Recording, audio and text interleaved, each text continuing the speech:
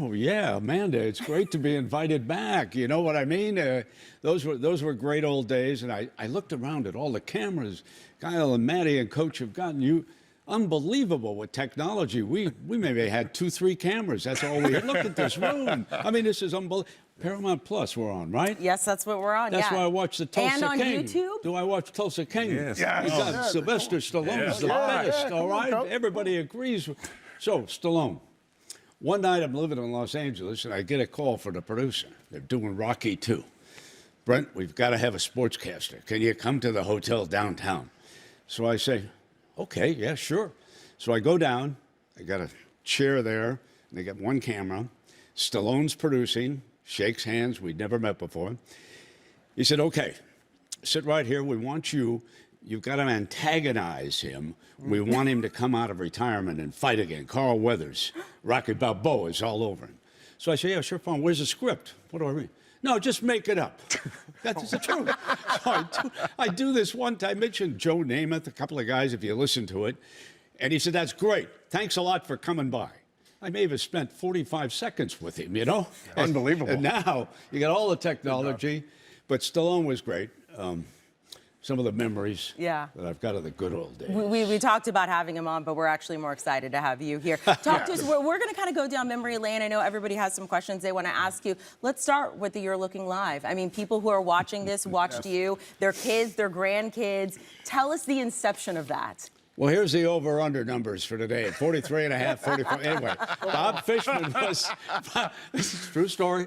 Bob Fishman, the original director, came to me and said, Brent, my father likes to bet over-under totals, and he'd like you to do a weather report. Okay. Well, we haven't got time to do that.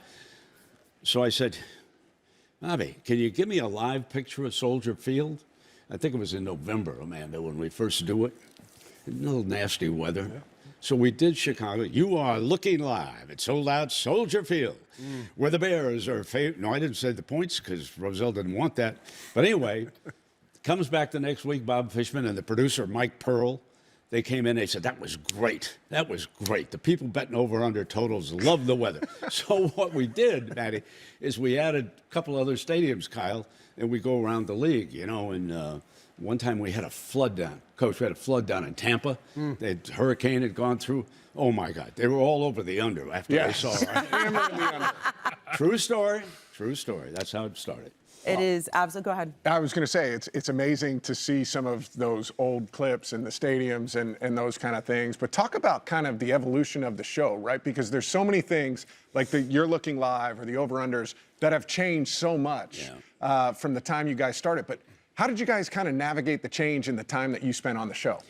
You know, Matt, prior to the NFL Today, 50 years ago, okay, the pregame show at CBS was called Countdown to Kickoff. Jack Whitaker and Pat Summerall taped it on a Friday night, and then they rolled it before the start of the game. Those guys would travel to their game on Saturday that they were doing. And when Bob Wessler took over CBS Sports, his idea was to go live. Do you think we can do it? And, you know, I was a kid who worked in Chicago and was working for CBS Sports. I said, why not? I mean, let's try it. So that's what led to it. He wanted a live presence to go in. And that's how we started. That's unbelievable. So you've seen this thing change, obviously, over the decades, and you've been fantastic. You are a legend. What has changed, in your opinion, about the personality of some of the people that are on TV? Because now we get a lot of TV figures that are polarizing and that might try to incite, you know, some sort of rage from the people at home. But and they're successful. When I grew up, I loved listening to the voices, seeing the faces, and trusting the personalities on TV. What has changed, and do you think it's for the better? Well, there's more of it. I mean, everybody has live shows, and now there's talk shows. I mean, what, Stephen A. Smith's going to run for president? Is that what I'm hearing? You know what I'm saying? I mean, that's next on the contract. I would say, well, listen, pro football is the #1 entertainment in this country, period, end of story. Look at the ratings of the top 100 shows at the end of the year, okay? Super Bowl, always going to be one. But in the top 10, it's dominated by NFL games. I mean, the other day they had a great rating turned in by NBC on the Thursday night opener, and then again on Sunday night they had 2 great games. And this is where the advertiser wants to be, okay? is involved with the National Football League. And so you get the offshoot of that is all the talk shows, okay? And I think it's for the better because we just have more opinions. More voices. Yeah, I think the more voices you get, the better off. I tell you what, this feels like football Sunday. No doubt. When you sit here Yeah. as a legend, No doubt. your voice is amazing. I mean, watching you growing up as a child, playing, then coaching, it's an honor for us to sit here and be I with want you. to say something else because you Go. Amanda. Yeah, whatever okay, you you want. have all the time in the world. Show floor. Listen. Let us not overlook the athletes of the 70s and the 80s. Yeah. Okay? They were great to deal with. Lawrence Taylor was a gem. You know, we went out drinking afterwards, but he was a gem when he came in here, all right? Everybody, coaches would come in on their week off. We had access. You know, it wasn't just the NFL. We kind of rode along, and we got all these great players and coaches. Listen, I wish I could have been as good as Kyle, but I couldn't block anybody. It's to that point. I mean, it's interesting. You know, when we go out for games and do pre-games, you guys Right. were the first to go on the road too. Right. And you know, now we have dinner with ourselves and we do the show. You guys would go to the players' homes. Yes. And have dinner with them. I mean, talk Yeah. about that experience or any good story from that time. Well, you know, now, unfortunately, the printed media under pressure looks for controversy.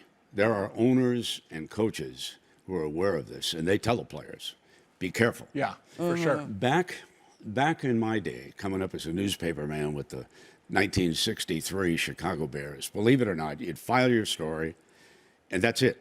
You go out with the guys, go out parties with them, and it was off the record. That's not what we covered. We covered the game, and we went from there. I mean, I've been with Doug Atkins in so many places. One of the great defensive ends of all time. I got to tell you a story. Tell us. Good. I need more stories. That's what I was like. I need a story. I got to tell you a story. I had never seen an NFL game when they sent me out to Bears practice in 1963. And I walk in, because I'd covered baseball in Wrigley Field a lot, and there is George Halas standing on the sideline, got the suit and tie, the hat. I walk up and introduce myself, and he said, I'd like you to meet a couple of people. First person he brings over, George Allen, defensive coordinator, okay? Second person comes through the door, Sid Luckman. Oh, my God. There I am, standing. I'm kid in a candy store, and all of a sudden, now I grew up in Montana, so I understand gunshots when I hear them, okay?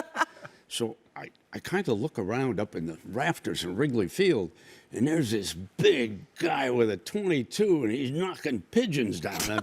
I said, Coach, who's that? And he goes, oh, Brent, that's Doug Atkins. He has a knee injury, so we don't want him to practice, but we want him to come here because of the meetings with Coach Allen, okay? But we allow him to do a little pigeon hunting during Okay. Did I ever tell that? Never, okay? But I laughed about it with Doug forever, okay? And he later, when he went to work for Meekum down in New Orleans, he became Meekum's bodyguard, okay? That's how rugged. Doug Atkins was one of the fiercest defensive ends. So they win the championship that year. I'm with a team that wins the championship, beat the Giants in Wrigley Field, 14-10 was the final. Wow. Sacked Wyatt Tittle 5 times, okay? Larry Morris from Georgia Tech knocks him out of the game, and Wyatt comes back, and at the end of the game, I can still see Del Schaffner in front of that first base dugout trying to run across, and Tittle's trying to hit him. You remember they could win the game, and Schaffner slips on the ice. And bada bing, Bears are world champions. Coach, It was awesome. I loved it. Brent, we got to interrupt you for a little bit because you can't hear more on the NFL today. Coming up later, you're going to be with Matt. I'll be with my guy. You're going to be there. You know how many games I covered with him in Boston College? I hope you have some good Kyle, stories. he was a pretty good college player.